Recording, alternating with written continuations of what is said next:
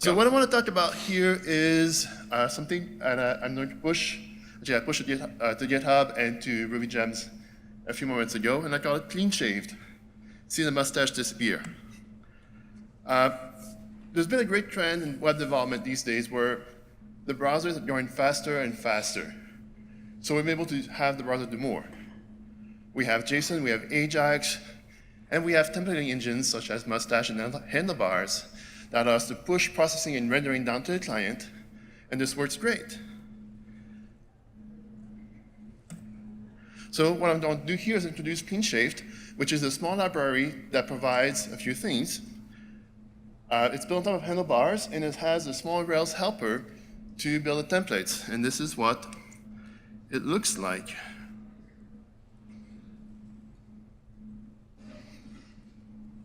If I can just find it. And this is all you have to, yes, so you can see right here on top, here's the syntax of the template. Make it bigger. Is that big enough? Okay. And here's the syntax. The end result, once you deploy it, as you can see, we generate a script tag with the proper type, which JavaScript ignores, the browser ignores, and then we provide the template. This is all good until you start to look at the shave itself, and this is the really fun part of the gem. So I talked about other people's resources and how the browsers are going faster, and this is great until you start to look at mobile. Yesterday, Roy was talking about the performances on different browsers, and we could see this huge difference between a desktop browser and a mobile one. Whether it's iPhone, a tablet, there's a huge difference, which means that this other people's resources, other people's CPU, memory, is not quite as advantageous as it used to be. So what does CleanShaved do is it precompiles the templates on the server side before you send them down to the client. And this is what it looks like. So here,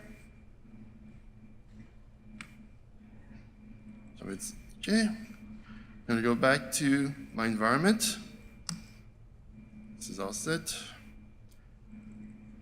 So in the browser, this is using CleanShaved on the source, but without compiling the template itself.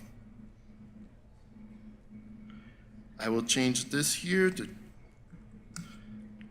enable the compiling. Restart my server, and watch, right about in the middle, bottom here, the mustache will disappear. So what we do here is basically we have the ability to go ahead and precompile the JavaScript on the server side, send it down to the client so that less powerful clients, such as iPhones and iPads, Android phones, and so on, do not have to find a template, compile it, turn it to JavaScript, and then use it. We compile it, it's usable right off the bat. And what you haven't seen here is, obviously, it still works.